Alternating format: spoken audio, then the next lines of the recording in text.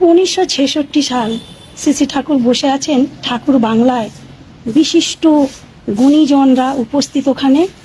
ঠাকুর শাণ্ডিল্য বিশ্ববিদ্যালয় এবং গঙ্গা দারোয়া পরিকল্পনা নিয়ে একটি গুরু গম্ভীর আলোচনা চলছে, খুব গুরুত্বপূর্ণ আলোচনা।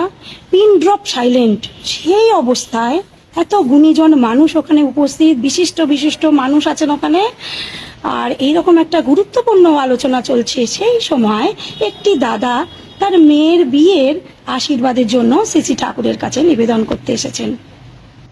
দাদাটি একটি ছবি নিয়ে এসে শ্রী ঠাকুরের কাছে দিয়ে বলছেন, ঠাকুর, আমার মেয়ের বিয়ে ঠিক হয়েছে, আপনি আশীর্বাদ করুন। ঠাকুর ছবিটা দেখলেন, দেখে বললেন, গঙ্গা দারোয়া পরিকল্পনা চলছে, তুমি এর জন্য কিছু করবে না? মেয়ের বিয়ে তো দেবেই, কিন্তু এই কাজেও তো তোমাকে অংশগ্রহণ করতে হবে।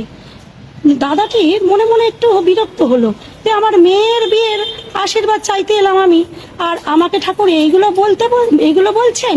যাই হোক, তখন সেই দাদাটি মনে এগুলো যখনই ভাবলেন, শ্রী ঠাকুর তখন বললেন, তোমার মেয়ের নাম অমুক, তোমার জামাইয়ের নাম অমুক, তুমি দ্বারভাঙায় থাকো।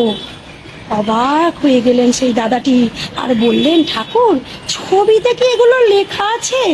ছবি দেখে কি এত কিছু বলা যায়? ঠাকুর সমস্ত বিস্তারিতভাবে সেদিন বলে দিলেন সেই দাদাটির সম্বন্ধে, তার মেয়ের সম্বন্ধে এবং সেই হবু জামাই সম্বন্ধে। উপস্থিত বিশিষ্ট যে মানুষজন ছিলেন অবাক হয়ে গেলেন যে ওই জীবন্ত জাগ্রত ভগবান, তার অজানা কিছুই নেই। তিনি তো বিশ্বের মালিক, কোথায় কি হচ্ছে না হচ্ছে সব কিছুটা তিনি জানেন।